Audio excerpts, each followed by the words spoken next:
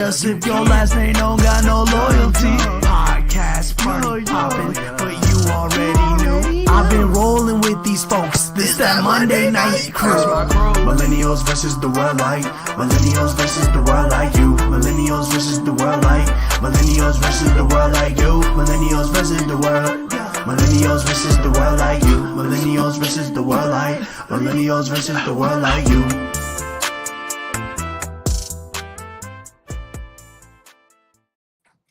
Yo, what's happening, good people, man? Welcome back to the first show of Monday Night Crew of 2026. It's your boy K.Mims, the only spot you get authenticity and entertainment at the same time. Let me say this, man. The slow start with me and Princess is because I wanted to go early. So the crew will be here, but I had to pop on early because your boy getting old. You feel me? Your boy getting old. He don't be out there like that, man. You know what I'm saying? But what up, Princess? How you feeling? How you living? Good to see you. How's life? It's good to be seen. I'm blessed. Yeah.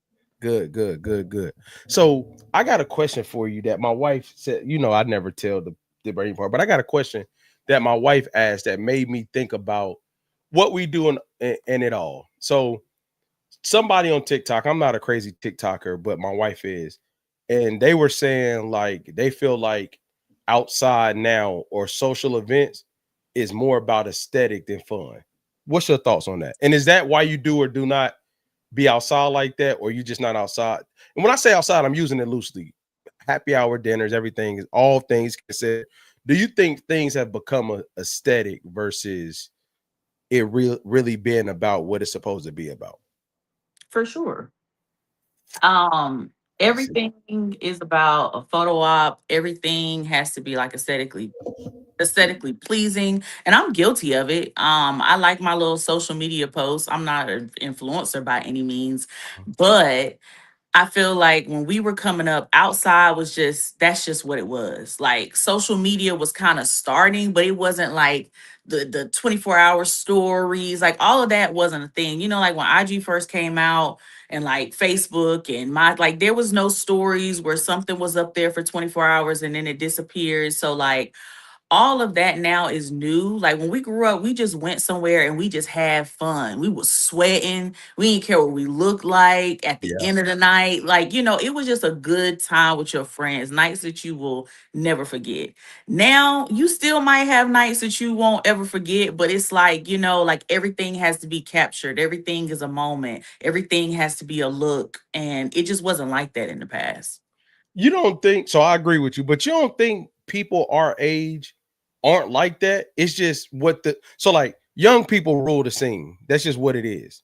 Like young people rule the scene. That's what it's for. But like, you don't feel like when we party with people our age, we get what we want? Like we get that vibe you talking about? You feel like us at our age when we out together still go for aesthetic, or if you go to all the spots where young people going, they go for aesthetic? Because I feel like we still party. That's how I feel. I don't. I mean, I feel like everybody goes for aesthetic, but it's like different levels. Like I feel like the younger crowd is gonna pull out their phone, like they getting ready to do some TikTok dances as well. Like, like it's like to prop the phone up, let's do some TikToks. But I still feel like our generation is like panning the room, capturing the moment. Cause again, I'm one of them. But I feel like I'm not the only one, especially females.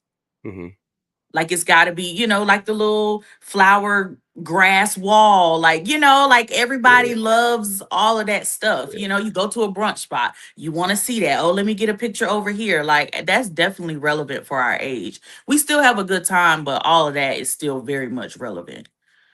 So I can't say it's not. I guess I don't feel like, okay, so yes, you do get a pan, you do peep the room, but like you're not doing that the whole night to say that's all you care about. You know what I'm saying? Like you may get the same peep, you might go take a picture over here, you might have your 10-15 minutes of a photo op, but then after that, like you win, you know what I'm saying? Like you win it after that. I feel like people solely go for an aesthetic. And what I mean is like, if it doesn't look cool or it doesn't like the cool kids are there, then we don't care. And that's the part that I'm like, I don't feel like people our age care about. Like, I'm gonna give you an example. Good old cookouts. I was hollering at my wife. I was like, you think people still like cookouts? And she was like, see, yeah, but people mess around and try to do food reviews at your cookout about your food. and have you trying to go viral. I'm like, you think people our age would do that? And she was like, hell yeah, everybody care about likes. And I'm like, I don't know if I agree with that. For real. But see, I'm not that deep into it, Hmm. but I see where she's going with it. But doing food reviews at a cookout is crazy. Yeah, like, come on, Doc. Come on, Doc. Like, but then also, what was the thing that was viral like not too long ago with the plate? Do you know what I'm talking When about? that girl said yuck. No, not it's before that. It was like the plate was God. Somebody in the comments, if people would like, I can't remember, but it was like low vibrational. Hmm. You, do you remember that Yeah, when yeah, I that was do. like a thing? It was like a low vibrational plate. Vibrational plate. Yeah. Yes, it's like I go to a cookout, I want a low vibrational plate. Like I'm not, nothing needs to be For sure. aesthetically pleasing with my For cookout sure. plate. You know, and again, I like social media, but I'm not an influencer. So I'm not trying to be aesthetically pleasing at a cookout. But yeah, I definitely feel like some people would try that at a cookout.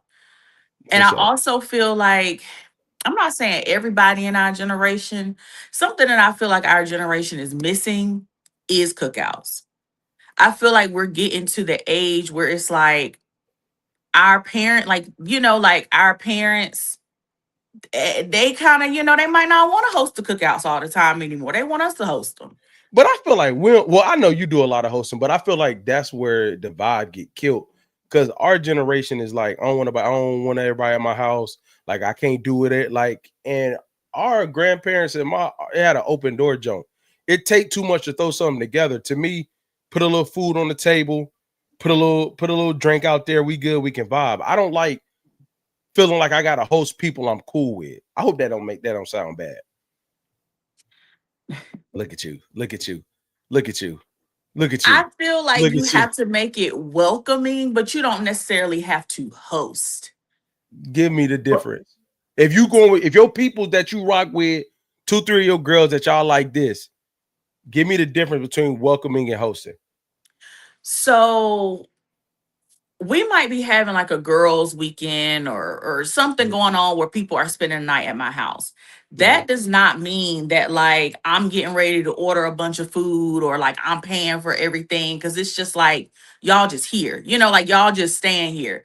We got drinks flowing. We might have went out to eat or whatever. Versus if I'm hosting something, mhm, even if it is my people, let's just say I'm hosting a game night. mhm, I'm going to have food, mhm. not snacks. I'm going to like feed you. You feel like if you're actually like hosting like a game night type event, that it's like, these my people. I don't need to feed y'all. Is that how you feel? Is that what you're No, that's saying? not that's not what I'm saying. Asia, what up?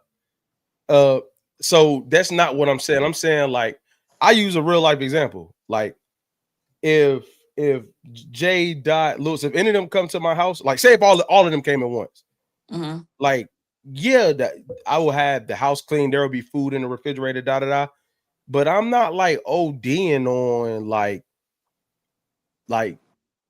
a whole, like, I'm not ordering stuff to put out there. I don't feel like I gotta have an itinerary for you to do.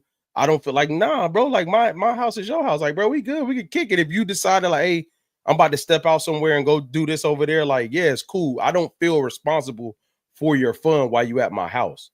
That's what I'm talking Right. about. Like, and Yeah. if I want to be social, and I'm like, y'all come through, man. Let's BS this Friday. Come through, got some trade, da da. It's just gonna be that. Like, we're gonna have that, some music, but I'm not about to have all that extra stuff. I'm not doing that. That's what I'm saying. I'm saying it's a difference between that vibe and actually hosting. How often would you host? Mm, I would say maybe like 3 times a year. God damn. Like this year I had a game night. This year I had a Christmas party. This year I hosted Thanksgiving, and this year I hosted Christmas. So what's the But like? that's not the norm. Normally it's just like I have an annual Christmas party. Oh, so you ain't like want somebody, hey, bro, we about to throw something on the grill. Y'all come kick it. No. People are See, too spread apart. Like my friends are not all in the same city. Like I got people in Charlotte, Atlanta, Greensboro. Like Mhm. go, we're not all in the same city. So, I hear you. I hear you. I hear but you. can I What's say something though? Oh yeah, for sure. Are you cooking though? Like I'll let's say if I'll you grill. okay. So I'll grill. that's what I was getting at. I feel like our generation is not some men are, but I feel like the way it was in our parents' generation where it was nothing for the men to be outside on the grill, like inviting whoever, like inviting their each other's families over and stuff like that. I Mhm, feel like that's kind of a lost art in our generation. mhm. You have some who will grill, but it's like they grilling for the people in their house. They might Yeah. have a grill, but it's not the cookout Oh where no, it's we like, going hey, in. y'all pull up. Those vibes, like I feel like we're losing the art of the cookout. Like Yeah. you could come to the cookout. I feel like we're losing that. Our generation is losing that. Everybody just wants to be about their family, their household. That's what I hate about it. But yeah, my thing is to tie the two together before we move to the next thing. Like, Princess, I'm gonna do that, but like that's what we doing though. Like we gonna have something out there at the table. We're gonna have some music. We gonna be talking, chopping it up, BS and da da da woo woo. But like that's what we doing while the food is going. You know what I'm saying? Because I'm already start cooking before people get over there. You know what I'm saying? So I'm already had that vibed out. But when y'all get there, put your little joint on the table. You know what I'm saying? Grab a drink. We're gonna have some music. We chilling. I'm not with the whole like recap of my cookout. I don't really care about that. I just want to be social and BS.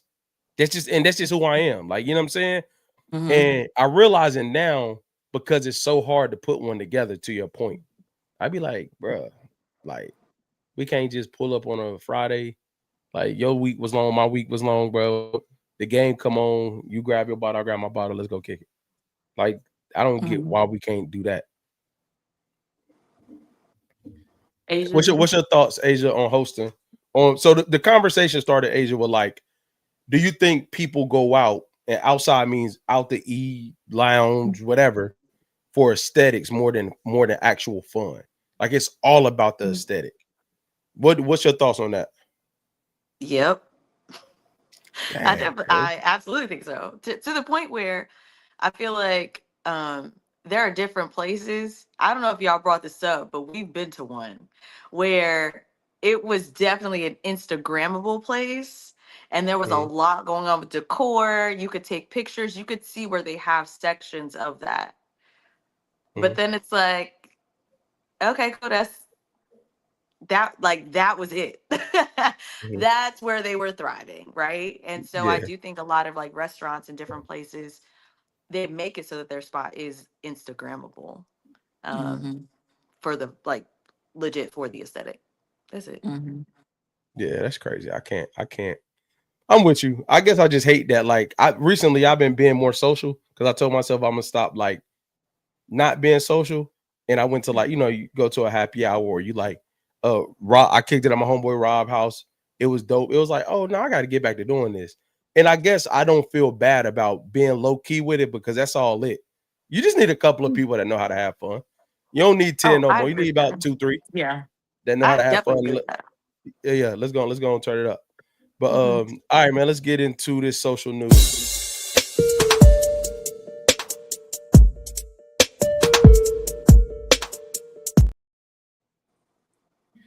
Whoo, man, we got a heavy hitter to start off.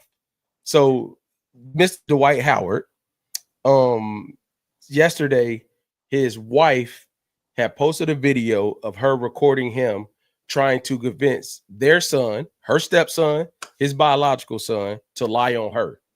Then from there, she proceeds to go in the car, give everything that's going on, and then says this is what's wrong with him and pulls out a huge bag of alleged cocaine. Then it shows a video of him going in the room, X, Y, and Z. Later that night, Dwight Howard goes to a Laker game.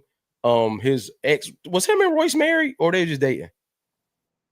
I don't know if they were married, but I've I seen think yeah. mixed like titles on different Yeah, stuff. So some people say they were, some people just say that they weren't, Yeah. but yeah.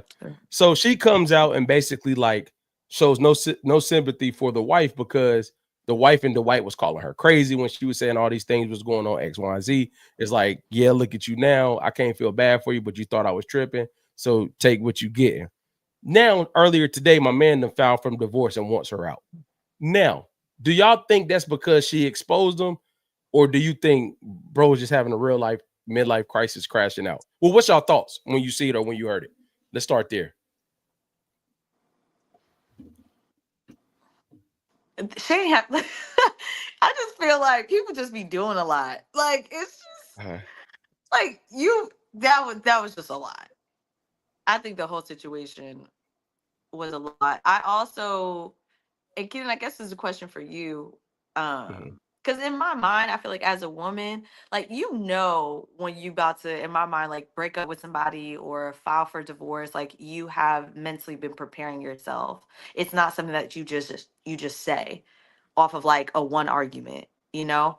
So I wonder, like, for him, I wonder if it is because in my mind, I'm like, no, he had to have that plan. He was just waiting for the thing so that he could then bring up the divorce. But I don't know if that's how some men think, or is it that impulsive for y'all? I don't You want to won't speak for all be men. okay. I got you. I don't want to be mean, but I think at that level, women are looked at more disposable. So like it may be a little bit of impulsiveness to it, but it's also like there's a chick that see all this and is gonna be right with him 2 weeks from now, regardless of everything she saw because of the status. So I think he may be being impulsive, but I also think like at that stage, if the alleged is true, you really don't care. At that stage, you like, oh, I get another one because he did it to Royce to get to this girl. You know what I'm saying? And I feel like Asia, you got on me last time. I'm not attacking anybody. You know what I'm saying? But I feel like the girl now, she doesn't deserve what she's going through. But the girl, his ex-girlfriend, wife, whatever, told you what he was on. But you saw money, status, or whatever the case may be, and you hop right on out there. And the thing I respect about the ex-girlfriend, she never put the drug use out there. If I'm not mistaken, she never put that out there. She just said, bro, man was tripping, X, Y, and Z, this, that, and the third. And I'm like, oh, okay. What up, Brittany? So I'm like, oh, okay. This, but like at that level, they women are viewed by guys of that status more disposable, especially if they have a history of moving around. That's what I say. Yeah, and I also feel like the current wife, even though Royce was saying all those things, she probably felt like, oh, it'll never be me, or, she hadn't seen it, or even if she did, maybe she felt like, oh, well, he's not going to take it too far with me, or I can change him, he'll stop, all those things until stuff went too far. And now she fed up. So she like, I'm just going to expose him. And it's like, really? Did you expose him, or did people already notice for real? And people just don't really like. People like, okay. He's also a celebrity. A lot of celebrities are on drugs. Yeah, also that, and the things that Dwight has attached to his name, man, he really needs to chill. He needs to be stopped. He needs to get away from all the recording devices, everything. He needs to be stopped, man. He needs to be stopped. The more and more we know, the worse and worse it gets. And it's always, I hate to say this, I'm gonna use this example. Y'all remember the Shia LaBeouf thing that happened a couple of weeks ago? Yeah. To my New Orleans. Yeah, in New Orleans. Yeah. It's always, not always, but like if you look at like Raven Simone, I don't know if Justin Bieber will fall in that. Shia LaBeouf, Dwight Howard. Do y'all realize there's always like some people that's been stars since they were young, and then like this type of stuff is like they have a hard time sustaining regular life after the fame kind of dwindles down, and then they all Brown. It's always like this, like, dag, bro, you crashing out because I guess you used to fame your whole life and you don't have it to that level no more. So I'm saying that to say, like, a lot of people that experience success early and for a long time be like crashing out on the back end when they ain't got it no more. Mm-hmm. And that bag was big. I don't know if y'all saw it. That wasn't a regular bag, man. That's I did not see the bag, but that joint was like the freeze lock joint. Like that one no regular smuggler Dylan, man. Hey, Good. Praise the Lord. Brittany, what's your thoughts on Mr. Howard? I mean, I don't really have a say. It is what it is. I agree. I'm tired of seeing him in the limelight. Um, I do think they were married for like a year, right? Only a year. him It's and the just current wife you're him and the talking new about? girl. Yeah. I think that's what I saw. Yeah. Something like that. I can't keep up. Like all of it is very much fast. It's always something. I feel like hey Jay. What's up, y'all? Yep. I feel like he just doesn't know how to he needs therapy. He doesn't know how to handle his life, for lack of better words. I mean, so real question. You describing the bag, I have not seen it. It's Do you huge. really do you really think he's using like that? Like all like that's him? Are you asking, do we think the bag belonged to him? Yeah, like the full like yeah. I think that it's been normalized in this. Yeah, Yeah. I'm gonna say I believe it's probably his. Yeah. I think he can afford a bag that big. Yeah. It like and when you really out there like that, like you got to get a source big enough to where you ain't got to really, You you know what I'm don't have to saying? be. Right. Yeah. You Yeah. know what I'm trying. You don't. Yeah. Yeah. I'm picking on what you're putting down, Princess, Yeah. but it's like, and if you look at it, I ain't trying to be judgy, but like if you look at it, Dwight Howard always had like little weird ways, man. It just makes sense. Like I'm telling you, it's like, so you because let me not say what I'm saying. I gotta be careful. I just think that certain things, hey, look, bro, like, like, hey, so I think the thing is, I do feel bad for his children because his son also came out and was like, I hope you get the help you need. So exposing your kids to that is a whole nother ball game. Yeah. But like, y'all are gonna get me, and I'm sorry. But it's like you had to have known that getting married. Like, there ain't no scenario where that works out. You sacrifice that for that money, for that lifestyle, and now you in the car crying, touching the bag with your raw hand. Sorry. Die, man. Die, man. Now you in there crying, touching the bag with your raw hand, wiping your snot with the hand you just touched the bag with. Like, I'm not like, and then how did he get in the car? Whose car is that? That your car? Like, it feel real normal over there. That's crazy. She knew where the bag was. Like she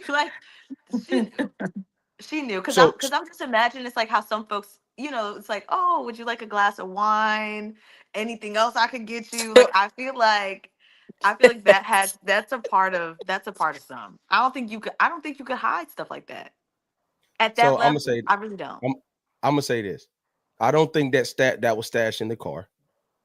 So you had to go get him. Like, I'm about to go in the car and shoot this. I agree.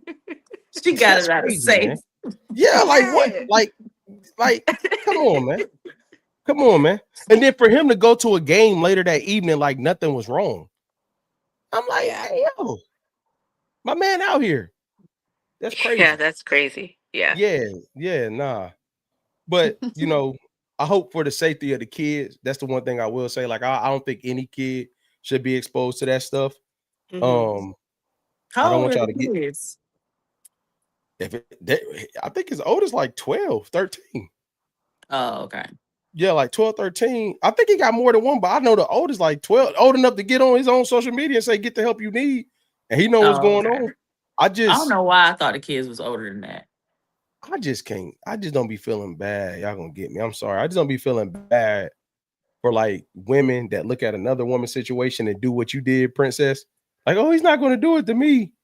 But like, you saw me, and I bet you was with Main Man when he was doing her cruddy and saying the things, Mhm. but you was cool with it. So now you crying, but you was cool with it when I was doing her like that. No, you got to watch out for them. Hmm. Absolutely not. Any more thoughts on Dwight Howard?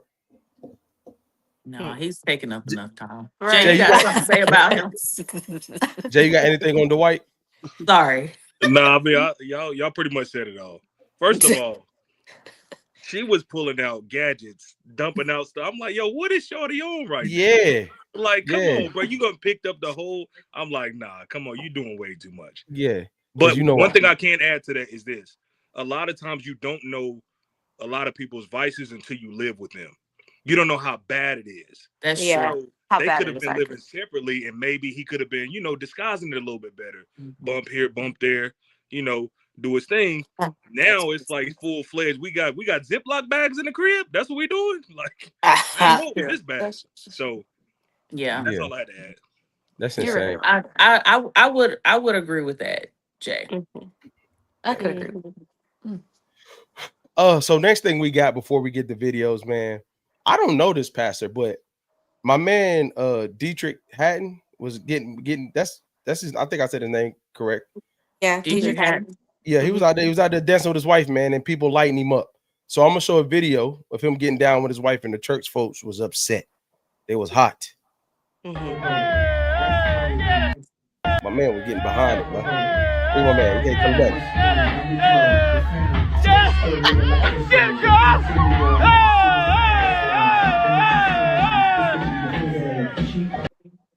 So the church community got in an uproar about him dancing with his wife in such fashion At his My, birthday party. at his birthday party. My initial thoughts That was was like, not a church function. hold on,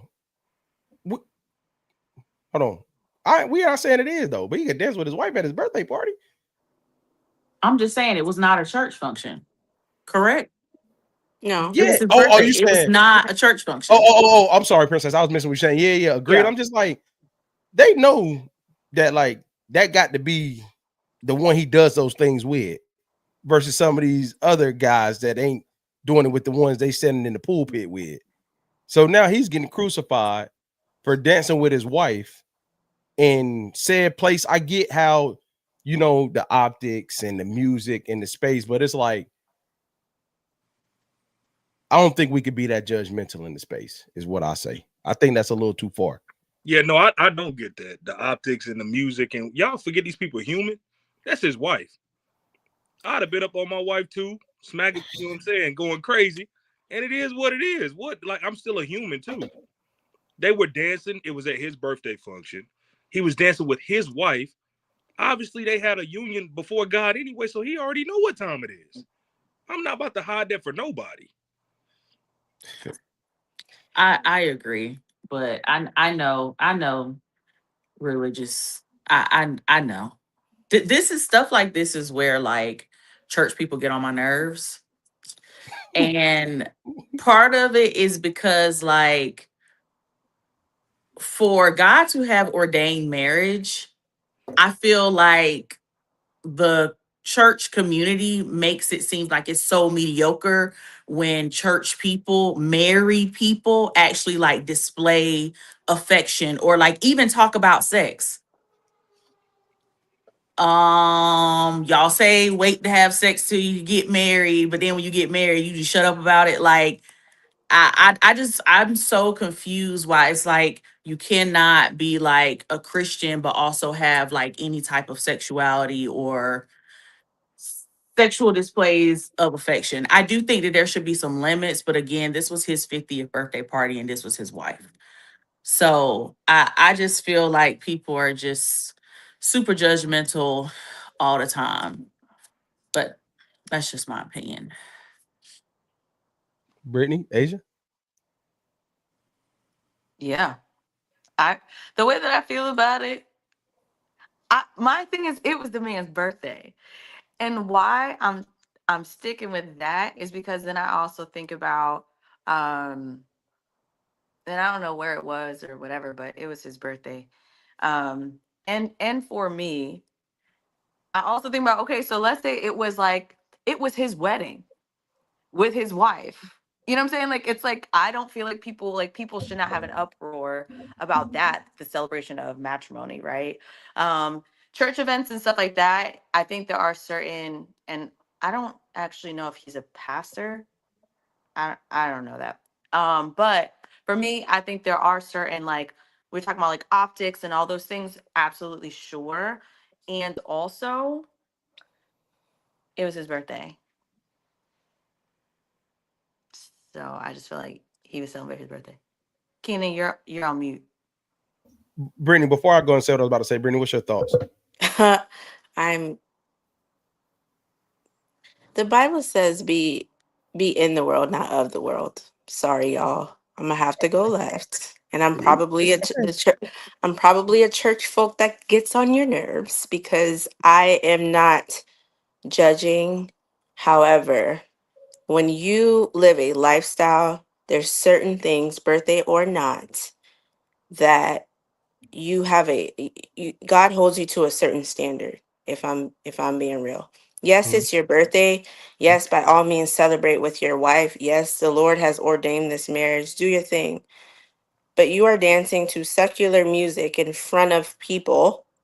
The expectation of you not to get the backlash should have left his mind, because that was going to happen regardless, because it was secular music to begin with. Not saying that Christian folk cannot listen to that, but him as a pastor, and he talks about this, and a singer, he often, I don't know if you all know his lifestyle, but he often talks about some of these things, and then to see them kind of come to the light. I think the song choice is what kind of was like whatever for folks to say. Do I think he should have celebrated his birthday with his wife? Absolutely. Was it his birthday party? Yes. Are people supposed to judge him? No, nobody's in any position to judge anyone. However, I'll just go back to the scripture about being in the world, not of the world. Like, we have to, if we've taken that step to move forward and closer, and you're supposed to be drawing people nearer, unfortunately, like, you can't do certain things anymore. And I'm speaking as a PK. Like, my parents, certain things they just do not do anymore. They've been married for a long time, and he's a pastor and a pastor's wife. They just don't do those things because they're also trying to draw people. I So, don't think it makes you less of a Christian because you've done those things, but I do think it can give off an image. so can I ask you a question? Sure. If the camera's not there, and he did I was about to ask that question. without the representation of the world seeing it, and he Mhm. did it in a space amongst people, but it was like closed off. It wasn't for the world to see. Does it change it? Does it change anything? No, because for me, this is my opinion. For me, I feel like if you're gonna portray that, you gotta be that all the way around, right? You can't be lukewarm. You can't be half in it, half out. Either you're gonna be with it or you're not. So even if you're in close proximity, there's no cameras around, you're with your family and doing all these things. There's just certain things that I feel like when you're here, they're left for the privacy of your own home. They're left for you and your wife, you and your certain things. She wasn't bent over touching her toes, granted. She was just dancing. They were having a good time. It's good enough. I feel like the video ruins it, not the actual action. Yeah. That's what I feel like. If that party was happening in a private place amongst the same people, might take the video away. It don't really cause no noise. That and I'm not a preacher's kid. Well, I am my pops, but like, I get what you're saying, Brittany. But I think it's the image that the world got, not what was actually happening. And I'm not saying it makes it more right or wrong. I feel like the problem is it got the social media. That's always a problem. Yeah. Another thing that I have to say is about the song, right? So the song that was chosen was more of like a our generation type song. Mhm. My thought is, I feel like with older Christians, if you put on Luther, they're still gonna sing it. Like I feel like oldies get a pass when they were saying some real nasty stuff, but it just it Yeah, sound better. yeah, And so my thought yeah. is like, if it was like some Ronald Isley, or if it was Luther, and the like, would it have been different because of the song, or is it because it's Snoop as well? Like, I'm just thinking about And it like hot. the overall, because I mean, I do think, the song choice that he was like drop it like it's hot, okay, Yeah, it was but out there. I'm just wondering if it would have been an oldies, would it have perceived a little bit better? Because I'm just thinking about like a cookout, right? Even if you I go think to that's a a good family point, though. cookout and you know, like the older family is there, and you know, some maybe pastors, whatever. If you got the oldies going, they'll be cool. You know, they're not gonna be drinking and stuff, but they'll be cool. But if you turn on back that ass up, that's when they get uncomfortable. They might want to remove themselves Yeah, from the situation. yeah, Mhm. and put their little cut water down. Cut water's See, crazy. see, but yeah, I'm just saying, like, I just feel like oldies get a pass. They do, and they would talk about worse stuff. They drop it like it's hot. So Yeah, I think the other thing is, I will say this too. I think the actual music, to Princess's point, also made it worse than the actual action with his wife yeah, too. I would agree. Like if the action happened genuinely a cappella, for lack of a better term, with just affection with his wife, I also don't think you catch it like that neither. I think it was like the perfect storm of stuff you can't do. Hey, real quick, y'all. Real quick. Jay about to say something reckless. No, I'm not. We're just talking about music, right? Mhm. Like, what do y'all expect him to dance to? Like, never would have made it. Like, what are people like? Come on, Oh, like, you come on, know, bro. Like, Tamla he's Man, dancing with his David and wife. Tamla Man have a gospel like R&B love But so album. so is there footage of him going to the DJ booth saying, "Play this song," or did the DJ just play a song? He has no control over that. That's fair, Jay. Yeah, but he So, has control over his life to make a decision to engage in dancing to that type of music. but So Britt, if to me, him dancing to that music, that's gonna stray you away from God. So you're it's not gonna not, go to his it's church. no, it's not. It's for me, for Brittany. No, it's not. But however, if you were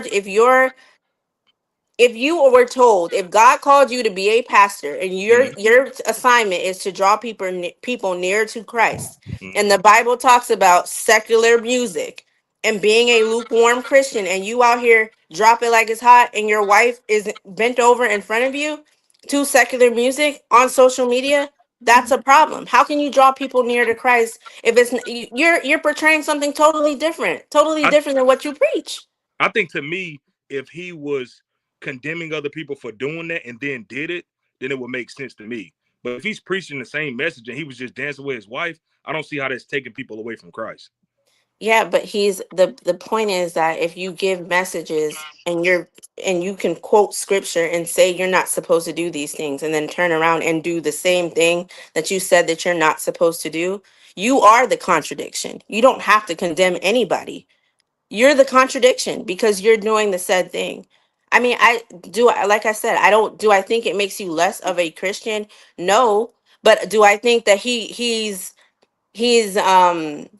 I don't know the word I'm looking for. Like you have to practice what you preach. That's with anything.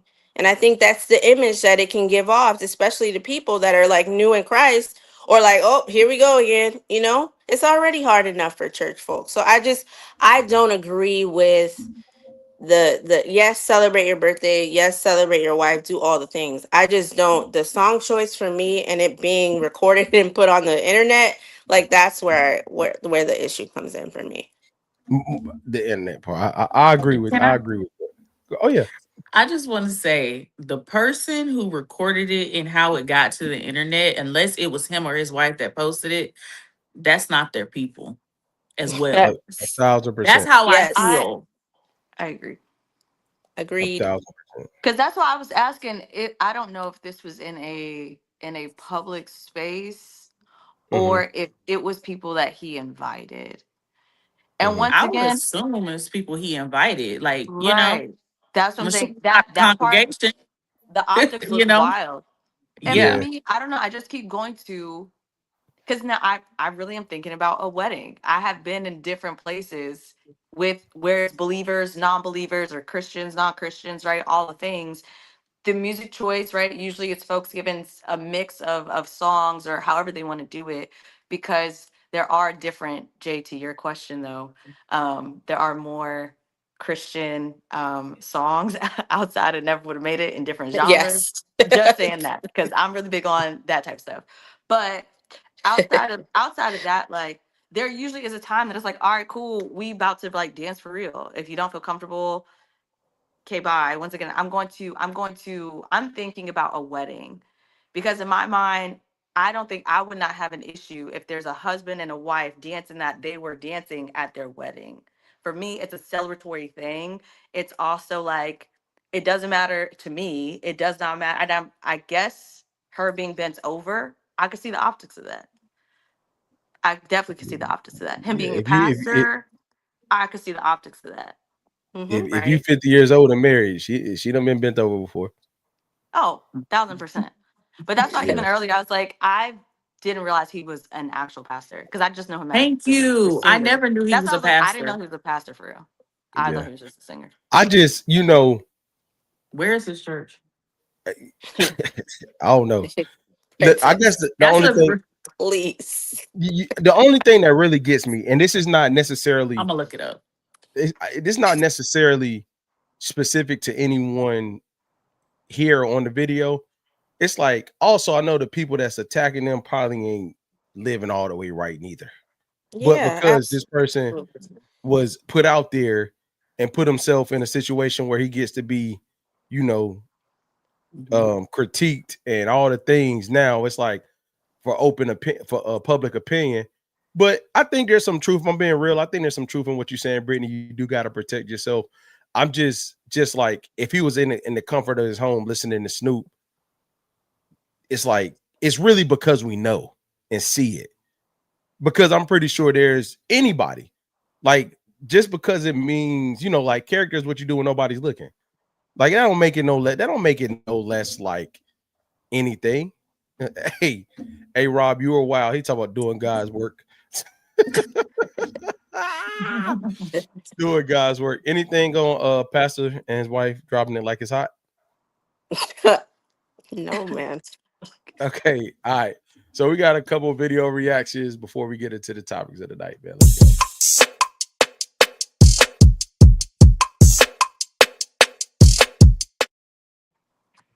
All right, so I got a lot of them, but I'm gonna go.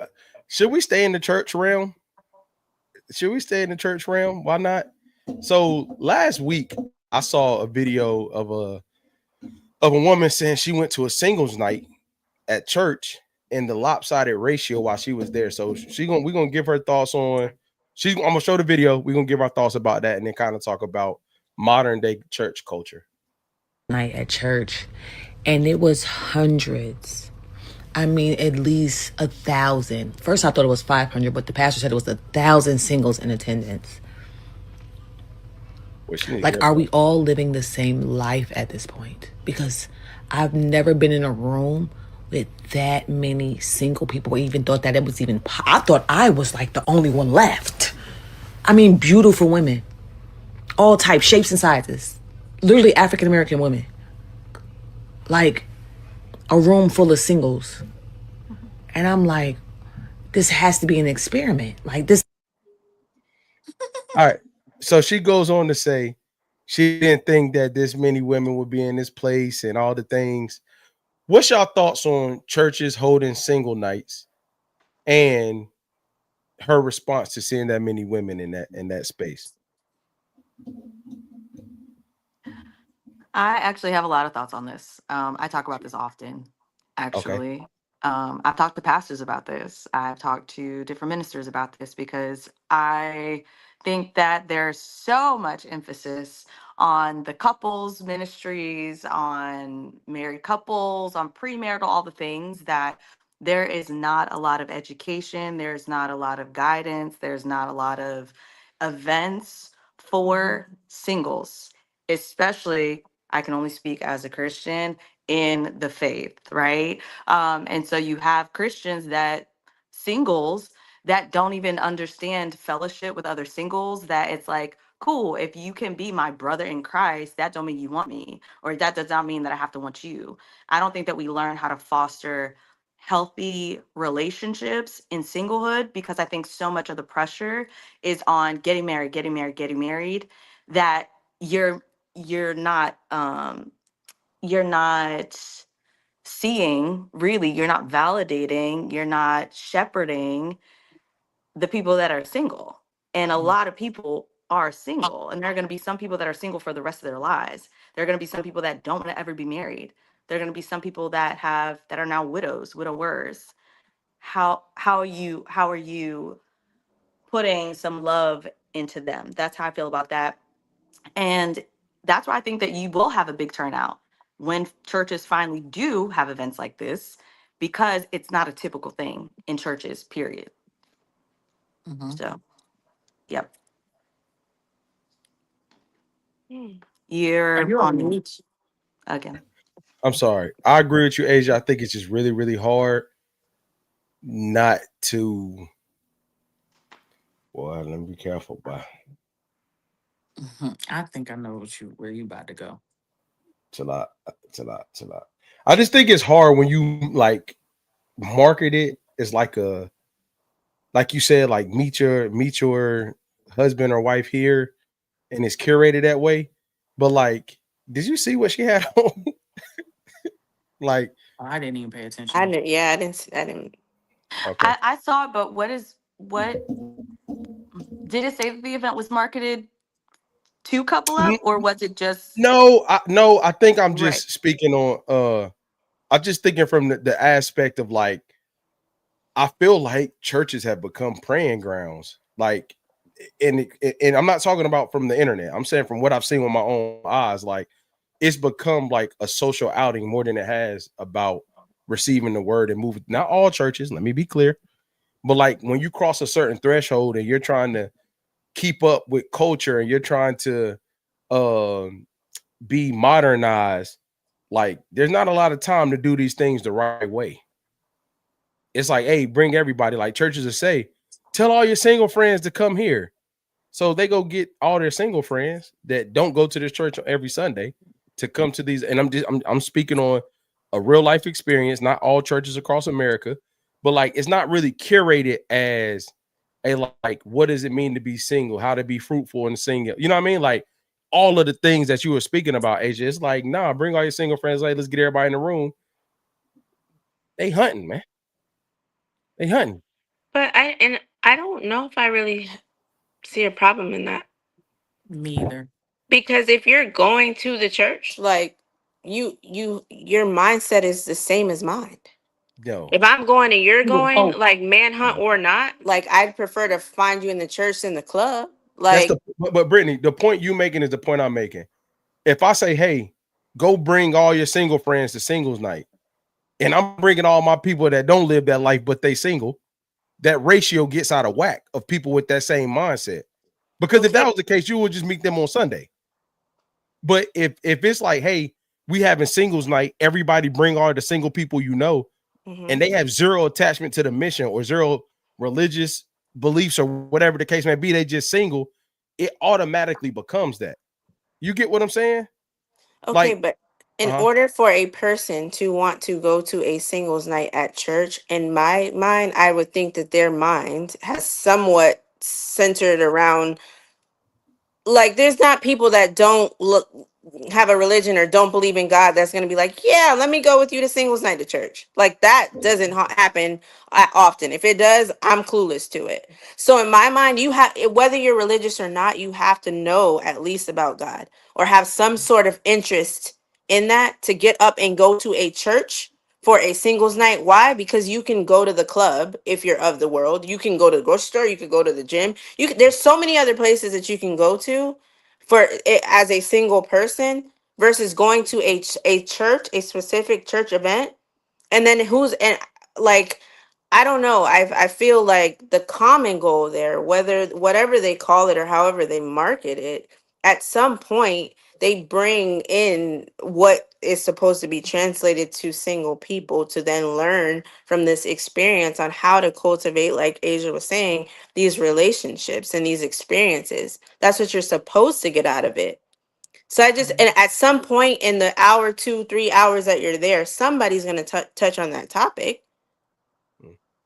I get what you're saying. I think that's in the perfect world, but from what I've seen or some of the ones that I've watched, like it goes back to Asia's point of like pressure and what you should be getting ready for if you're about to get in this and things like that. So I don't disagree with you, Brittany. I just don't think. I think specifically mega churches too. Like I feel like that culture has really changed into like bodies in the how many bodies can we get in the building? You get what I'm saying? So like you're going to lose you're going to lose quality of the mission when you go that route. Especially if there's a big influence from that mega church in the area. Yeah, but I also feel like in those types of situation, you as an individual, like everybody's on their own like spiritual journey, right? So I Mhm. feel like everyone's on a different level. So I feel like you as an adult have to be mature enough to weed those people out. Because to Britt's point, I agree with you. I feel like there has to be something in common that you would even say yes to go. Like no matter how much of a mega church it is, there's something that is drawing you to go to a singles event at a church. But again, everyone is like on different levels. So one person might show up, find somebody mutual like attraction, but this person might be on a level where they're like, hey, we can go on dates, get to know each other, but I am absolutely celibate. Mhm. The other person may be not on that level of their journey. It might be like, I would love to get to know you, but I would also like to, if it's available. That doesn't mean they are not Christian. They are just on different paths. But that's the reality of going to an event like that. Like you can't just assume that you're going to meet somebody who's like close to Jesus, basically. Like I, everybody's going to I be on a agree, different journey. I agree, but the thing I'm saying is I don't think the journey Asia alluded to earlier is being represented, which is the problem. That's why I feel like it becomes a hunting ground sometimes. But we could, I don't feel like me and my barber was talking about this. Like, you know how people say like single season, like it's my single season, Mhm. Mhm. and she's like, how do you know that God has a plan for you that to end? Like season represents that. Like season means it's going to come to an end. You know what I mean? But Mhm. in reality, there may be some people that's placed here where marriage is not in the cards for them in their own journey. So when you say it's my single season, or you say things like that, it's like all even though right now you're embracing it with the thought that it has to come to an end. So it's just kind of tough to like all the things y'all say. I do not disagree at all. I just, you know, from what I've seen, it's just become more of that. I don't think it's a out loud like, "Hey, come hunt." No, but it's like, go check the brunch spots right after they leave church, man. 1-to-1 ratio, man. What I will say to that though, real quick, is I think that I don't think this is a new like phenomenon though, because we've heard it like, I feel like in movies, pop culture, like all the things for so long. It's like you go to church, meet a good man, go to church, find you a good woman, and like settle down. Like that's not something that millennials thought of. That's been Mhm. around. That whole concept has been around for a very, very long time. And so I think, even though there's actually been research about it, but I'm not going to get into all that. But to say that it's actually not very effective. But to Princess's point, because the people they're on so many different journeys and all the things, and they're just not as compatible. But to your point, Keenan, I think with now more mega churches, I think that concept of go to church, find a good woman or man or whatever the case may be, I think the people that genuinely are on a journey, they're showing up for a particular reason. I think the people that are there to go to church and find a good whatever, I think that Mhm. they are also still in the mix. And so I Mhm. think that's where you get the folks that are hunting or Yeah, sharking, as I've I, heard it I said. I agree. Princess, start reading that comment, man. All right. I was going to say something back to that comment, but no, I have something else to say about the video. All right, go ahead. I am also low key in shock that she was shocked by the number. Right. Are you saying the I ratio always be out of whack like that? No, I think like for her, she was just saying that it was so many just like singles, like in general. She was like a Mhm. thousand, like whatever. I don't know how big the church is, but I'm like, yes, girl, it's a lot of single people out here. Oh How did yeah, you not know? And a lot yeah, of people are gonna stay single. Mhm. yeah. And unless there are some more teachings to Asia's points to help people in their singleness season, it's gonna still be that way because people got these unrealistic expectations and all the things. And it's like, yeah, it's a lot of singles out there, but a lot of people are actually gonna stay single as well. Hey, hold that thought, yeah. Hold that thought, yeah. We gonna get there, but it's I don't know. I don't know. I just feel like I guess coming up, like my grandmother's a pastor, my dad is. I think coming up, that's been the foundation of teachings for millennials for so long. And like Princess, the conversation we was having at the beginning of the show, it's so many ways the traditional teachings are just dying out. Like if you ain't got if you don't have solid parents or guardian or whatever situation or mentors, it's like people are going to stay single because they don't know no better. Like it's crossing over to like jokers really just don't know no better because ain't nobody talking to them about how to do it and they're not watching the right things to do. What you about to say? I don't think I agree with that, but we can keep going. No, that's why we're here. Which part? I just don't. I don't think this. I don't that they don't know no better. I think people are just choosing. If you look, have you talked? Okay, people our age, yes, but I'm talking about people who are coming into the adult dating space 20, 21, 22. What they're being taught and Child, what I'm they not thinking see. about them. I mean, wasn't thinking about them. but the point I'm making is like, see, we about to go into a different conversation. I think the point I'm trying to make, hey, bro. Hey, so hey, so the point I'm making is It's wild. it is. Hey, so the point I'm making is that we're going into where, like, I lost my train of thought, man. I lost my train of thought. Yes, this red hair is growing out of my scalp. Okay, all right. So what I was about to say is, what is happening? Let me go see. Asia, stop.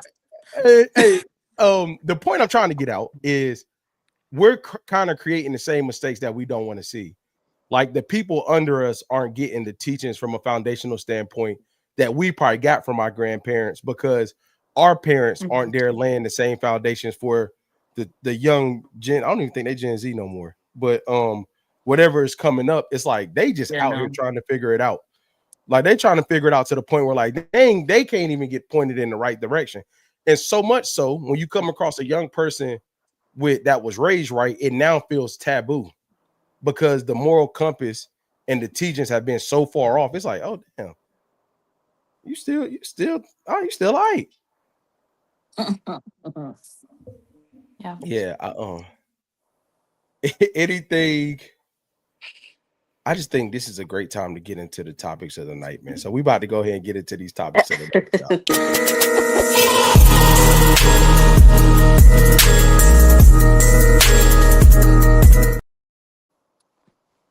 So Miss Princess like kicked this off without even knowing she kicked us off. Oh, Asia, were you about to?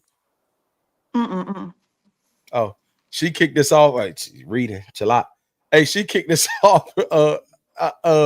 But are people looking for real relationships anymore? Or are they just looking for experiences? That's why I said hold that. So I'm gonna kick it to you first, Princess, because you was about to go there about the last topic, and you can speak more so on how you feel like single people are about to stay single. I think that people are still looking for real relationships. I don't think it's all necessarily about experiences. I just think people have unrealistic expectations, which is going to lead them to just being in a cycle of experiences. What expectations have you seen or heard that you feel like are really getting outlandish out here?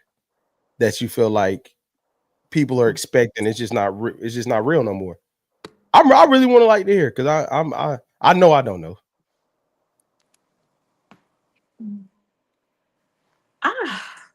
Say it. First night back.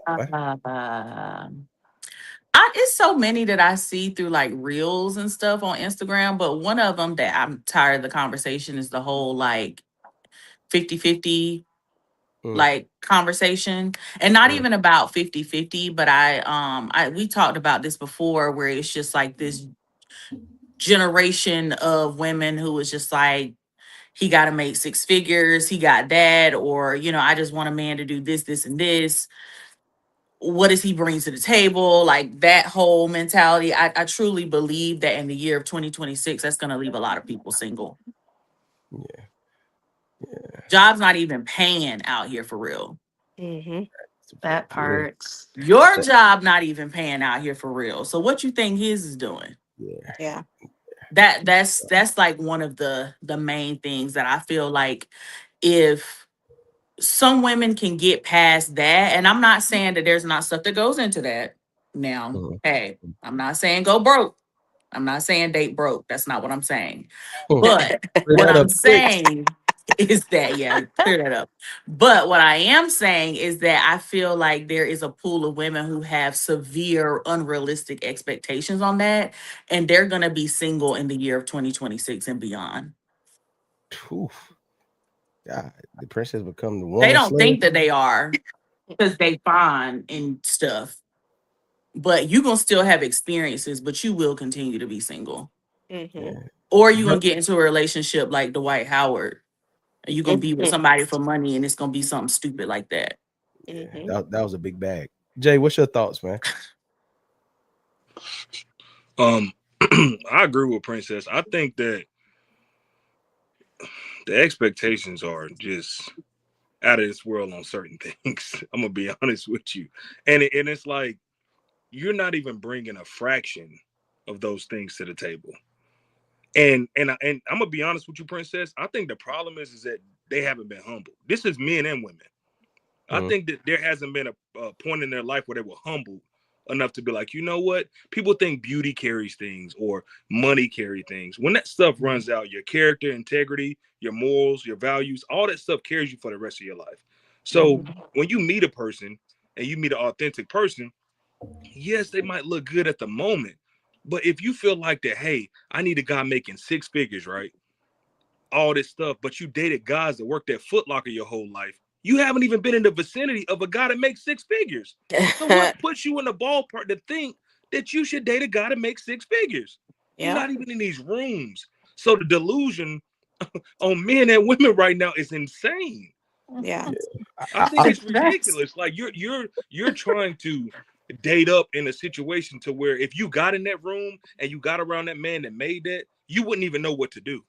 You wouldn't know how to operate in the space. So prepare yourself and humble yourself for a guy or a woman that's going to be in your situation, your pay range, your you know, are y'all compatible? Because even if you get that guy to make 6, 7 figures, do you like him? Mm-hmm. Like, So are you going to be able to deal with him? Yes, you're going to be able to deal with the money, but the money runs out at some point. You yeah, got to Does think he about have to like longevity. him? You no. said what?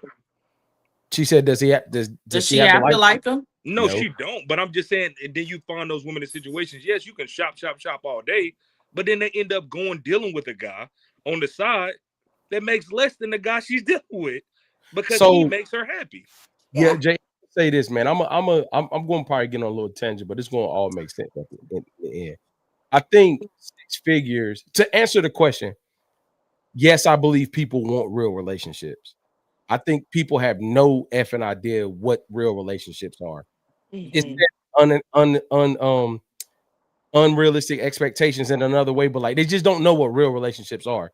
And I think with the 6-figure thing, not to make it shallow, is like I think people exchange that for being taken care of. And depending on your lifestyle and where you at, it may not take a number to actually take care of you. Now, when I say take care of you, I don't mean like holistically. I mean just like we both work. There's a number where we're comfortable, but I may not have 6 figures. The other side of that is like people want to not sacrifice any of their lifestyle for any type of greater good. Mm-hmm. You know, people want to keep the thing, no matter what. And when I say sacrifice, I mean when you're single, you can spend your money where you want, frivolously. It don't matter. You can do what you want when you want, how you want. But when you got to consider somebody else, it's not that you can't buy things that you used to buy, but like certain spending don't make sense no more if we're trying to build something. So it's like here we are talking about money, and it's like if you got bad spending habits, and there was a girl the other week talking about it costs $50,000 a month to date her, which is crazy. But I'm like, Girl, if What you doing, sis? yeah, facts though, but if you have And bad, if you're shopping with that, as much as I love to shop, you stupid. But yeah, that's and you know that's what they doing, No, princess. princess, but she's You need single. to be. 50K to she's single. Nobody's paying 50K to date her. Right. Yeah, bro. This But is I the think problem.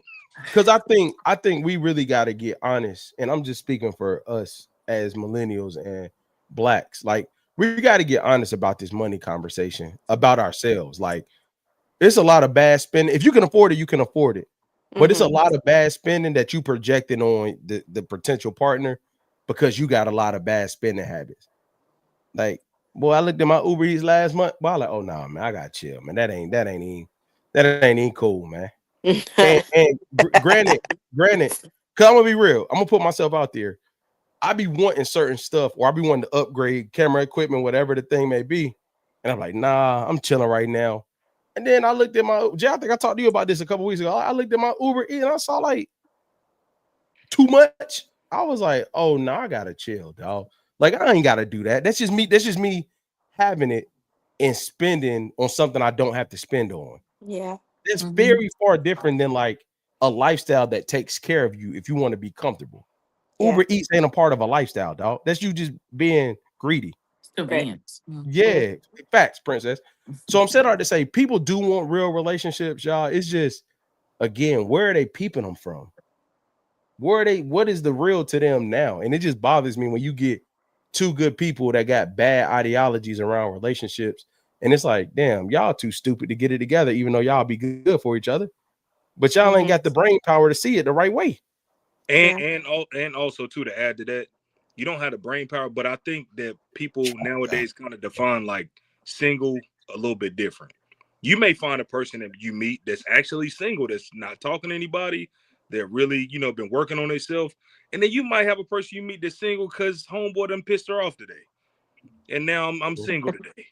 And then now it's like now I done got entangled in a situationship and you're not being truthful about the situation. So I think that if you come honest and you say, hey, this is what it is, let the person make the decision on if they're going to stay or not. And I think that's what's missing in dating to me, what I've seen being single. The honesty. Just be honest. If it's not there, it's not there. Okay, we're not compatible. You have a good one. You know what I mean? Keep it moving. Yeah. Mm-hmm.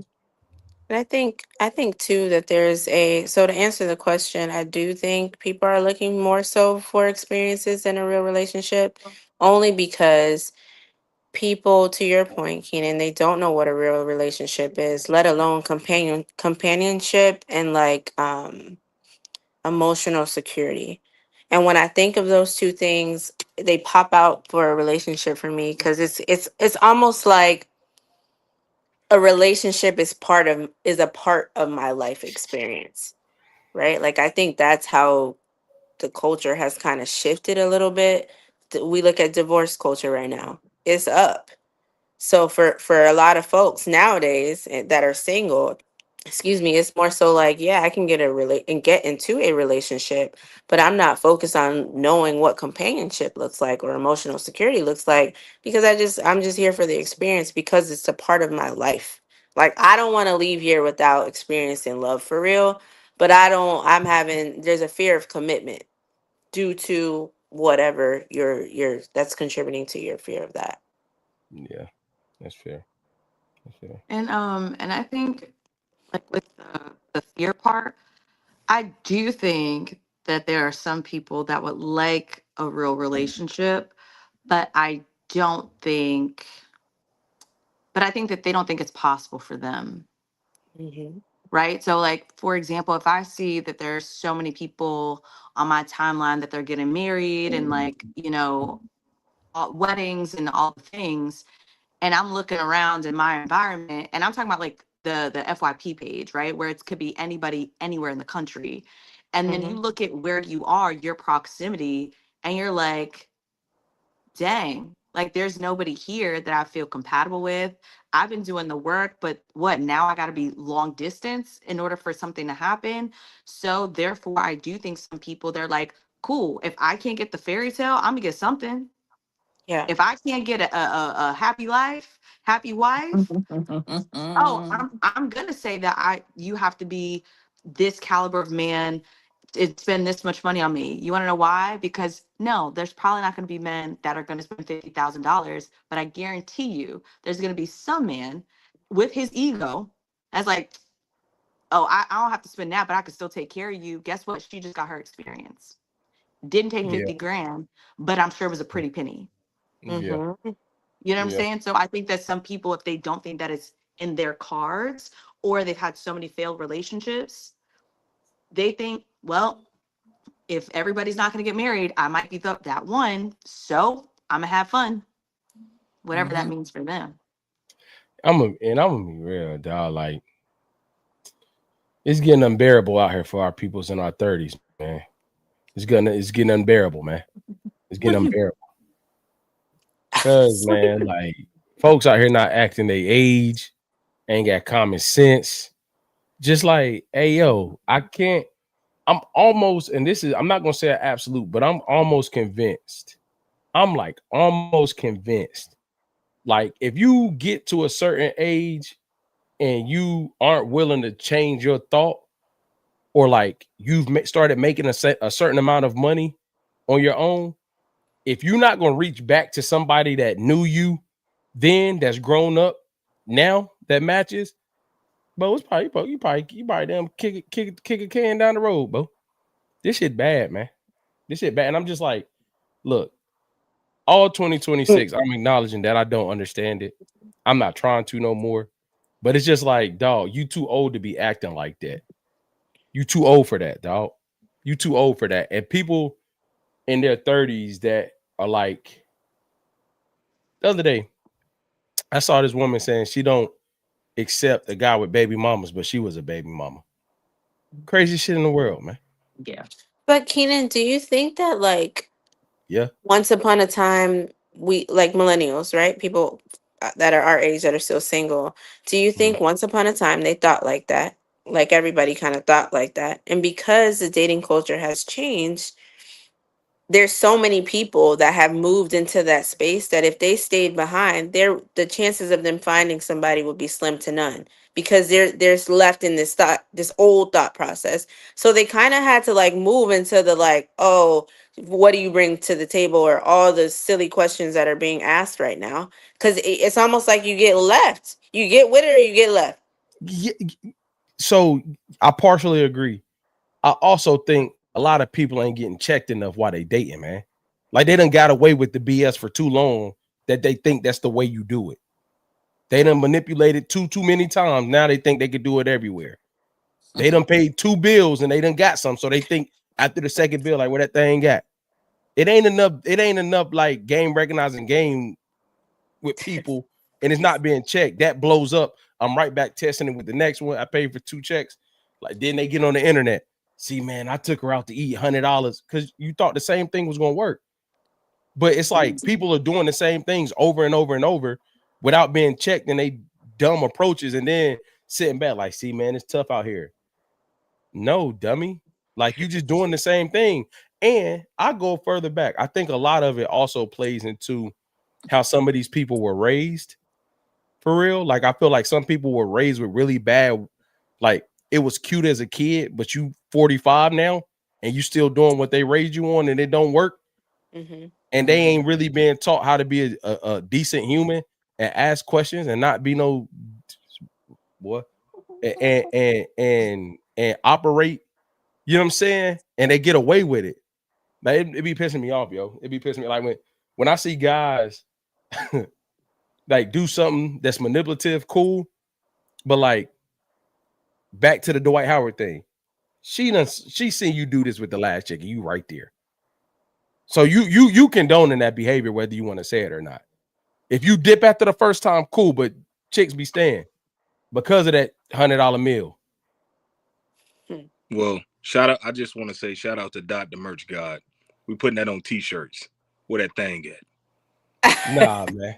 It's coming to you. You try to get somebody Coming walked up to a out of here, store man. near you. Where that thing at? Nah, you try to get somebody walked up out of here, man. Nah. Yeah, you try to get somebody walked. Hey, 2 bills is crazy, Sneak. I'm telling you, you pay 2. Hey, tell me I'm lying. There's some guys, if don't nothing happen after that first or second date, they're like, oh, I ain't going back out there. because it's what's always worked. Hmm. Mm. Mm.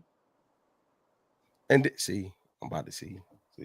Hey, get it out. And then Hey, no, Keita act Princess like almost that pastor hey, at church Princess boy. almost paid me. It's okay, she won. She Tell got him, me. Keita. Hey, Get look, it she out, got me. Keita. She baited Yeah, me. just tell him. Just say Tell him it, what pastor. to Say And then on it, the preach, other side, pastor. some boy. On the other side, some women who, the thing has always been the prize. You've been told that's fire for 35 years just to find out some regular smuggler, and that ain't getting them in there no more.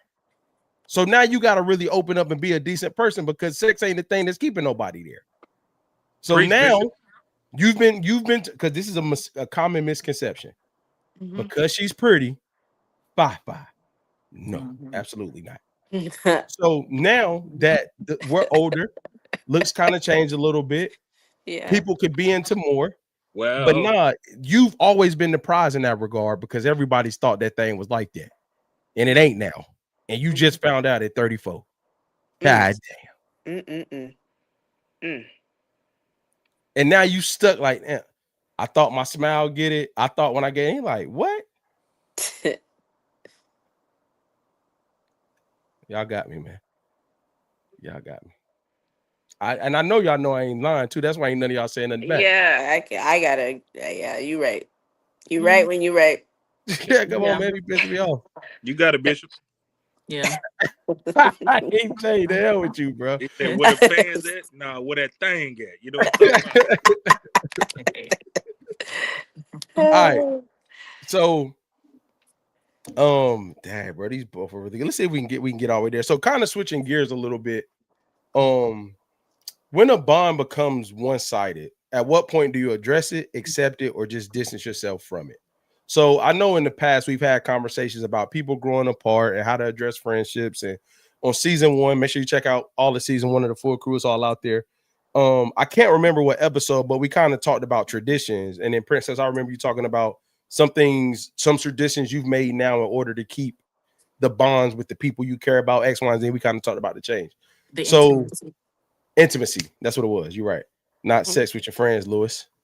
Yeah. But I guess like when a bond becomes one-sided, what do you all do out of the 3 things? I'm gonna go last because I feel strongly about this. You're asking what do we do or how do we handle all 3 things? Because it's 3 different questions. Because I like for me Answer how you read it. so when for me when it becomes one side, I can do all 3 really, right? So in addressing it depends on my relationship with the person. If you're a best friend, if you're a sister to me, I'm definitely gonna address it because what's happening here? I care enough. If you're a coworker or whatever, your friends at work, that's a little different depending on how much I really liked you for real. Now, accepting it, I feel like that's all across the board. It don't matter who it is, accepting it for what it is. If it's clear as day, I'ma just accept it and deal with it however I see fit. And then the last part, distancing yourself. I think when you can't reach the person, especially how close they are to you, um like that discernment will tell you it's time to take a step back for real, because you each other are not in each other's best interest right now, and life may be going left, but there's no excuse to me that a bond should be one-sided. There's never an excuse for that. If I'm that close to you, if you care about me that much, you could pick up the phone, you could call me, you could check on me. I don't care how many miles away, I don't care what life is throwing at you right now. Like that's hard. That's a hard pill to swallow. So if it gets to that point where I'm just consistently reaching out and I'm getting ignored, or you just don't want to deal with me and you've shown me that, okay, fine, I got it. It's time to go. You got one time. It's time to go. Jay? For me, first of all, great job, Britt. I think I address it when I feel like that there's still an opportunity there for the situation to be fixed, or it's still something there that from my other person, whether that's a friendship, whether it's relationship. I accept it when I realize that you don't want to put the work in on your end to help the situation. Mm-hmm. That's when I accept it.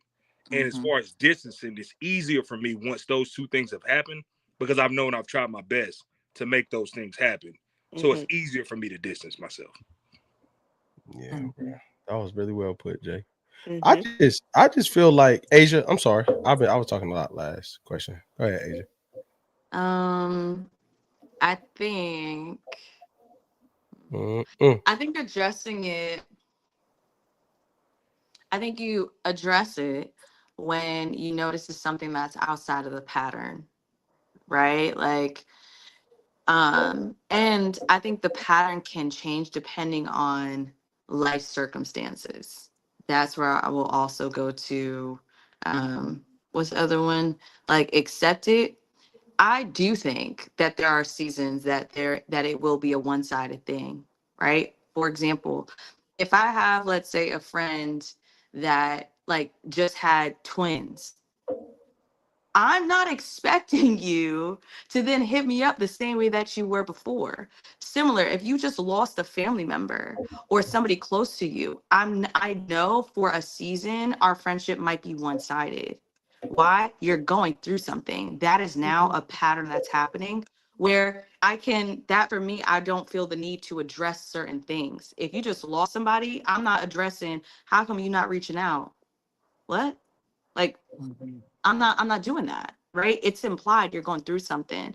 So for me, those are the times that I would accept it. I would accept that yes, this is a season that is going to be one-sided. I would address it when it's like, okay, it's been some time, all the things. And if we do have a conversation, girl, just send me a heart, just so I know you're still good, or whatever the case may be. And then I think distancing myself, yeah, once I've tried all the options, and or when the other person has made it clear that we are no longer aligned, Mm-hmm. because Yeah. I also think that's important, and it's fair, right? It's fair that Mhm. happens. And not to play semantics, but I'm being very honest when I say this. It's hard for me to see a bond as one sided.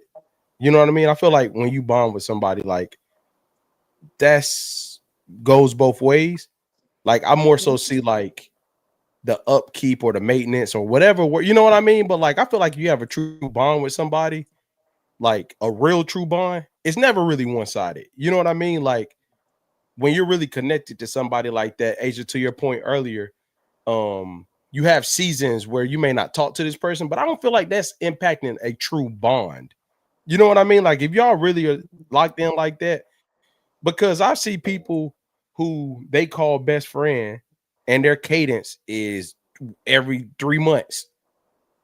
And it's like, but they could talk and do the thing. It doesn't impede on their bond. I really like the fact that you said like when it gets outside the pattern, but like if go ahead, Brittany. I didn't want to interrupt your thought, but I was gonna ask a question to Okay, you did. Asia. Well, now that you pointed it out, I did mean to interrupt your thought. Asia, do you feel like length of time plays a role? Because I heard you say, like, for instance, somebody passed away, right, and they're going through that. And grief, we don't know how long that can last. That can be years. That can be days. Mhm. Even if it's like, girl, send me a heart, let me know you're okay.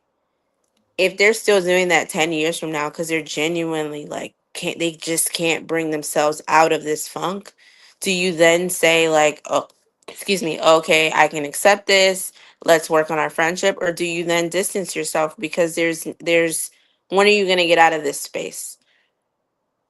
Yeah, I can accept it, right? I can accept it, for what it is, right? Because then at that point, I can accept that, okay, you are someone that is in complicated grief, right? That's when it does extend past, I think by the book it says like 2 years or something like that, right? Cool. For me, then, I will still, if I know that you are grieving that heavily, I will still reach out. It's not going to be every week. I can still reach out because I know that you are a friend and grief is just one of those complicated things that it's like, I know that after a while, people are not checking in on you. I know that you might really be in the depths of hell. And it's been 2 years, 3 years, 4 years, and nobody's asking how you're doing. So for me personally, I can accept this is not going to be the same friend that I had before the loss. I can accept that. I can accept that this might not even be my best friend. Mm-hmm. But to Keena's point, if the bond is there, I'm checking in. Even if it's quarterly, yearly, I've had a friend like that. I checked in on her legit every 3 months. We did, and it legit was, hey boo, you're on my heart, on my mind. Mm-hmm. And it's been time, but yeah. So Can I that's just ask me. what she said back? My friend, Yeah. it ranged, it changed every so often. Like sometimes it'd be like, I'm good this month, or I've been good, or sometimes it's like it's really been hard, or sometimes it's just, girl, I'm just trying to make it. Like what she But responds it's with is still in like, yeah. So I had an experience like that, and what was said back, I said, yeah. Hope you enjoy that. I ain't, you ain't have to worry about me no more. I'm telling you, I'm gonna tell you what I've learned about myself at 35 years old. If I'm going out my way to be intentional about something, and it like is not met with the proper respect, or like the proper, what word am I looking for? Like reciprocation. Not, Princess, is almost like not even reciprocation. I'm not expecting you to do it back to me, but if it's not met with the proper like if it's like dismissed, or you make it seem minute when like I'm going out of my way to be intentional, yeah, it's probably the last time we talk, because I'm already in a part of life where I got to remember who the hell I haven't talked to send messages out. So like if the response or conversation or the thing is really like left, yeah, you might as well cancel me right now. I'm not gonna lie. well, that's With when people that I have a relationships too. bond with, not random people. So can I also ask a question about bonds? Do you feel that bonds actually die? Or do you feel like you just kind of like distance yourself and just like it is what it is? Like if you truly, truly have a bond with somebody and y'all fell out, because you know, it's like you could fall out with somebody, but it's like no love lost. We just not that no more.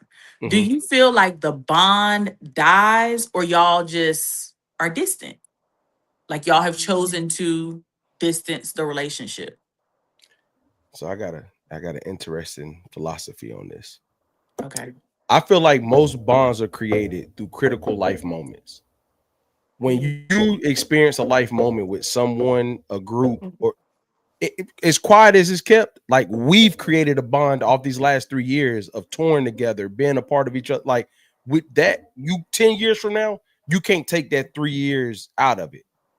You can't take so I'm saying that to say, like, Princess, I think if you have a true bond and you experience a critical part of life together, then I feel like that's a situation where it doesn't die, it's distant. Okay. Because you can't erase those critical memories, those critical things from your feelings, from your emotional memory and all the things, right? I feel like when people are just conveniently in your life, there's not really a bond there. There's Right. no experiences bonding you together. It's just convenient that we are in this same place. We may work together. We may drop our kids out of daycare at the same time every week, and we just made this convenient exchange. To me, that's not a bond. But most of your friends or family, siblings, like obviously with your siblings, that's why it's so close, because every damn near life moment, baby through 18, you experience with them. So I hope I'm answering your question directly, but I feel like if Yeah. you haven't had that life experience with that person, it's just it's really transactional, and we're mistaken bond for convenient, and convenient seasons of friendships can happen years at a time. So Yeah. that Okay. would be my I answer would to that. agree. I just wanted to ask the question, and my response to the actual question is I agree with what y'all said, and I've been like kind of smiling and whatever while y'all been talking, because I'm like, I feel like somebody probably feels that way about me right now. Yeah, for sure. I know some. Not Yeah. you, but someone I'm about else. to say something, real quick, man. I'm glad Princess stopped me. I'm about to say something, get me in trouble, man. I'm telling y'all, But I be about to crash out. But ask my wife. I almost crashed out yesterday. Hey, Princess. hmm? I can add it. I think for me, the bond is gone when the disrespect outweighs the experiences that we've had together.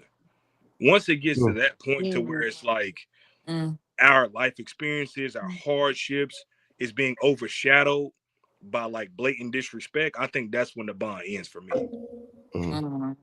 That's good. Do you think? But Jay, do you think? I'm not being funny. Do you think it really ends, or you just distance yourself? Because it's not like you can take those critical life moments away. No, it ends. Yeah, It's not I think I distance. would It agree. ends for sure. I think if the disrespect gets to it, so like the distance may have came from disrespect, right? But it's like one disrespect, it's like the bond and the love that I have for you, it's like, but we not here no more. Like we gonna have to be here. Yeah. But if it's disrespect on disrespect and disrespect, at this point, it's like F you. Mm-hmm. And if I see you, like it's not like we're not even about to speak. You know, sometimes if you distance yourself from someone, but if you see them in person, it's like, hey, how you doing? Mm-hmm. If it's disrespect over on top of disrespect, like eventually, like we're not speaking. So I get what you mean, Jay. Like at some point, I can see where the bond would just be like, F the bond, F you, F everything. Burn it all down. And Yeah. AJ, and are we talking like we're talking like blatant disrespect? Because as y'all are talking about this, it's making me think about what happens when you're keeping tabs on the things that somebody's doing, but you never communicate that with them. Therefore, they don't even know that you got a whole rap sheet and they have not been, you know what I'm saying? And they don't, like, they are unaware. Or we're talking like blatant, just like I would say blatant, but Asia, blatant. mine was blatant disrespect, and also too, I've communicated those things to you multiple times. And I'm about to say that's what make it disrespectful. Because I done told you, and you keep doing it, and I sat here and told you what's up. That's what make it disrespectful to me. Boy, Tina, are you reliving the moment right now? No, you want Steve coming from his head. No, I'm gonna tell you what really gets me about stuff like this. I'm gonna tell you what really gets me about stuff like this. It almost goes back to the same dating conversation. I think with bonds specifically, like what Princess J just said, like it's repeated disrespectful behavior. But what really happens is like you have an expectation on your friends or the people you care about to respond to your communication a certain way. But as I said before, a lot of the disrespect may have been happening, but it's like you've normalized it and accepted it because of the bond, quote unquote. And now that I'm not in the space to accept it, it's kind of like you keep doing like, hey, look, man, I ain't the same person. I just told your ass stop doing it now. You get what I'm saying? And I think a lot of people's stuff really go truly unchecked. And it's like slap on the wrist, slap on the wrist, slap on the wrist.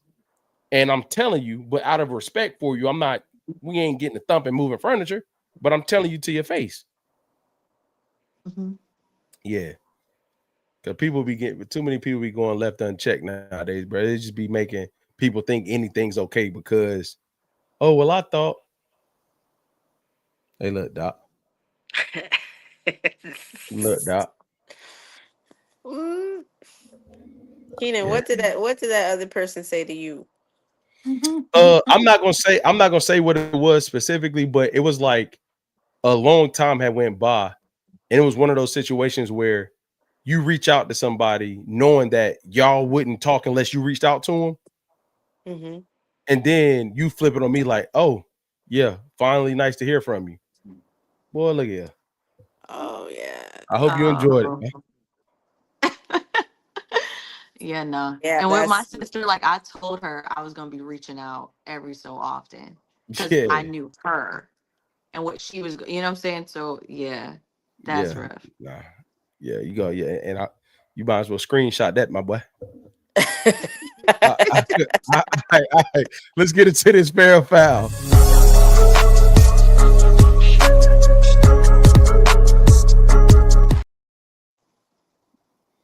All right. So fair or foul?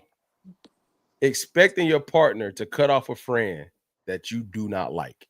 Is that fair or is that foul? Why do I not like them? Uh, Princess, yeah. Is it fair or foul? It depends. No, hell no. Yeah. See, you got to go. You got to go. You got to go, Joe. Hey, hold on. Let's get all the fair or fouls out. Asia, fair or foul? Hold on, especially your partner to cut off. I don't like. I think that's foul. I think it's foul as well. Jay, I think it's foul. Brittany, Fair. Miss, it depends. Yeah, I'm gonna probably say fair. Got me fucking nah. And I say fair in the sense of like the reason why I don't like them is not for like something like petty or like I don't know. Like it's something major.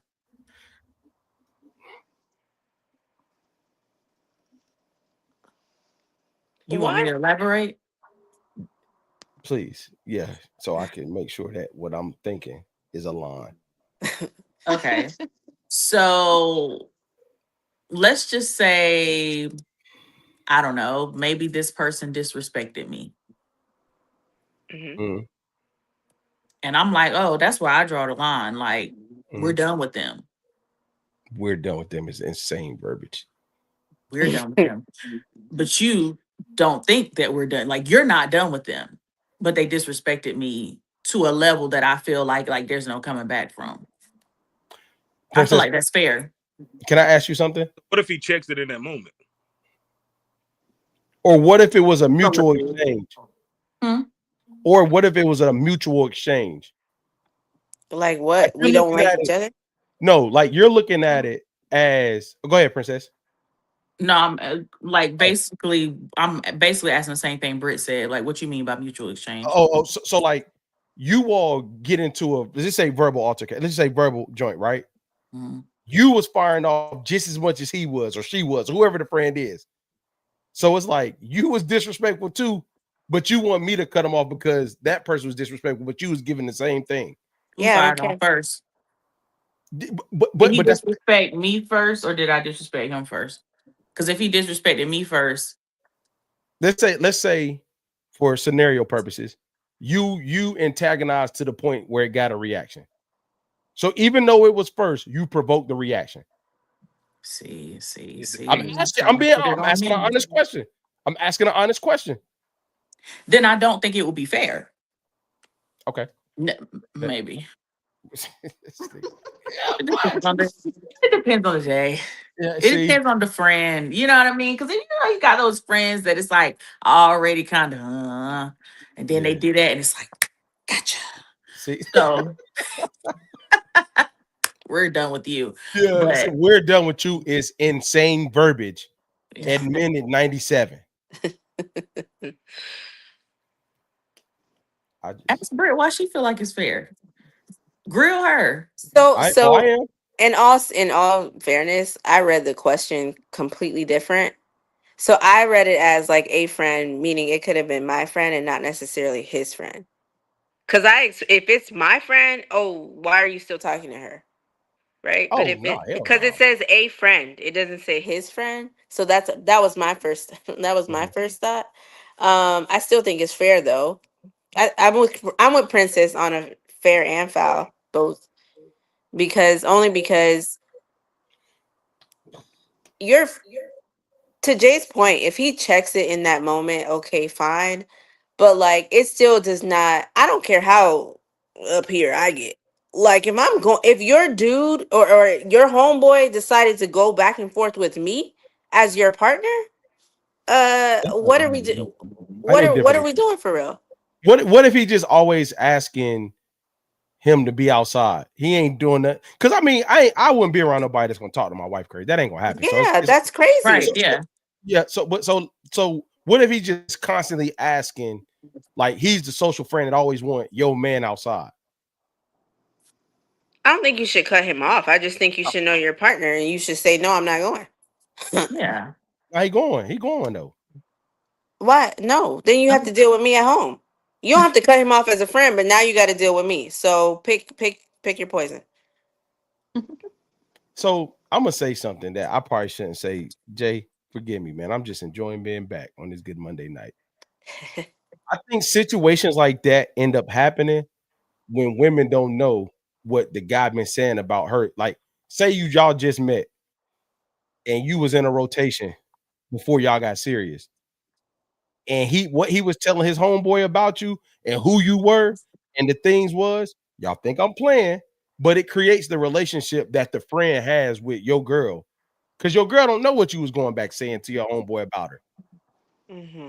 I believe that. So then it's like, so and they might, hey, like, come on, man, because they know something that you don't even know. So now he's stuck in a situation where you like, damn, hey, chill out, bro. I know what I said, but I'm in love now. But you done said that way back then, and now you stuck on the line for it. Yeah. Because that would be a situation where, like, I've seen with my own eyes, guys get into that, like, yeah, but he won't rocking with you like that at the beginning. That's why you need to, but like that ain't for her to know. The dude say that? Man, I done seen some wild, man. What? And some of these dudes be like, y'all out here talking too much. Yeah, I Yeah, done see seen, y'all Y'all that's out too here much. gossiping, That's boy. too much. That's too much because it chat. wasn't Man, that we at just the worried about beginning, what he got princess. going on. It And what wasn't. I was about to say was, yeah. But this is what I'm saying though. It's not like a girl that y'all were dating and you was in love from the beginning. Mm-hmm. That's where they get blurry. I'm telling you. But And you I don't said, go report that back though in the heat of the moment. hold on, you don't. But like, do you Yeah. understand what I'm saying when I say talk to your homeboy? Yeah. Why? Oh, okay, all right. But it's that message making it back to her is what I'm saying. It's like, why is it? Because some dudes set the space for her not to be respected before they got serious. Because of what light he's painted her in before they got serious. I've seen it happen. Yeah, it still should have never happened though. But yeah, I've definitely seen it happen too. Jay, I agree, I'm but not like, gonna say what I think. I'll tell y'all. say it. So, but I can say what I'm thinking tonight, but you're gonna be quiet. Everyone's their own person. Yeah, It depends. but it happens. It happens. Can I give a different scenario? Because I just saw this. There was a man that proposed to his girl. He called his homeboy and put it on speaker and said, "Yo, me and such, we're not together. She's not my girlfriend anymore." And before he could say like she's now my wife or now my fiance, Buddy on the other line was like, "Yo, thank God, dog. She was the worst. She blah, blah, blah, blah." He just fired off about the girl. She's listening to everything. At that point, do you feel like, because she then asked, she was like, "Hang up, you're not talking, he's not walking in the wedding." Do you feel like the friend should be cut off? Man, that was stupid to call. No, it wasn't stupid. It was stupid for him to start the conversation like that. That was dumb as hell for him to call him. And you got him Thank on you, speaker. Jay. Like, what? I'm not like what? Yo, Why would you call me no. saying some mess like that? Yeah, I'm not even calling nobody. Like, nah. Yeah, Nah. man, I only broke up with such a man. I'm so glad. Who said shit like that? Yeah, no, I'm not doing that. That sounds like a setup. As soon as you call me, I'm hanging up. I'm hanging up immediately.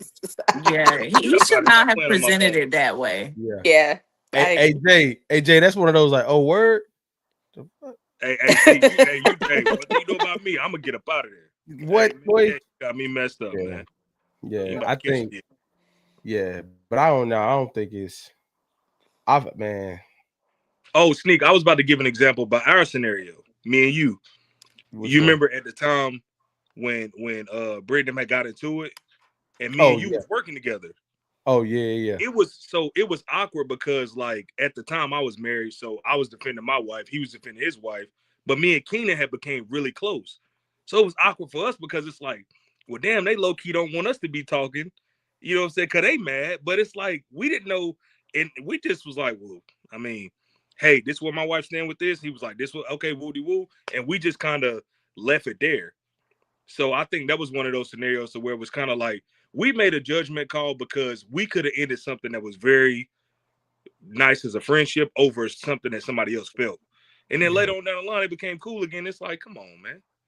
That would I have been mean, a waste of time. I think the difference in our scenario is like we were talking about it. I mean, I don't even think to this day we necessarily agree, but I think the point was when we was going through it, we was talking about it though, and it wasn't like we was sneaking and geeking, talking to each other like, "Hey, bro, I'm about to walk in the house. I can't talk to you."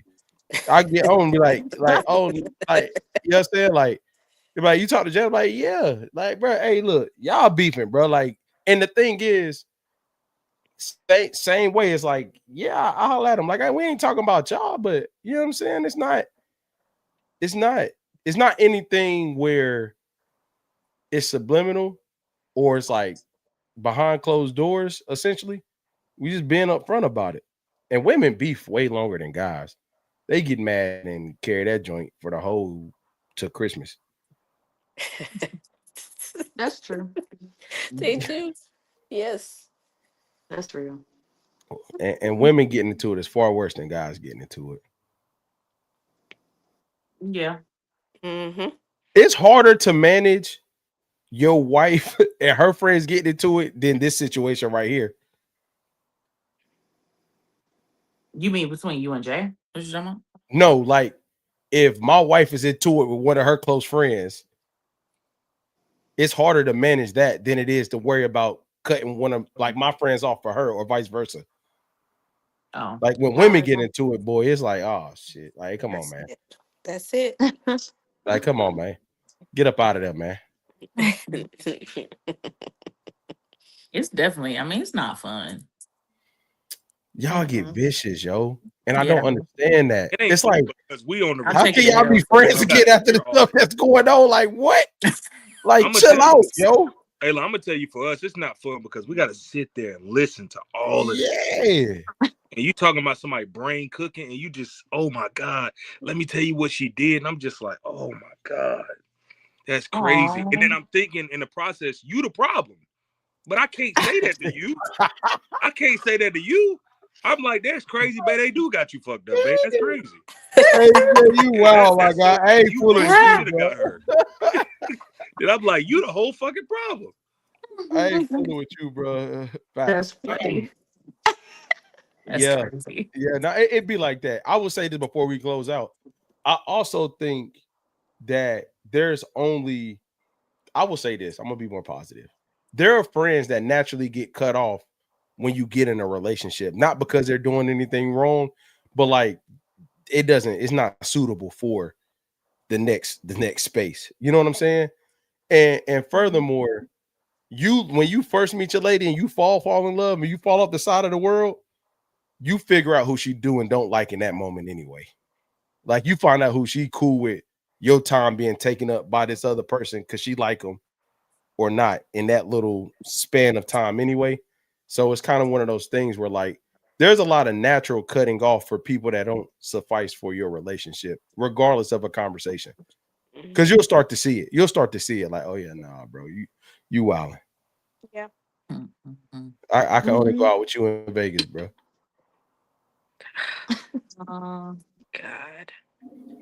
My gosh. All right. Well, on that note. Hey, hey, anything else on the fair foul? Nope.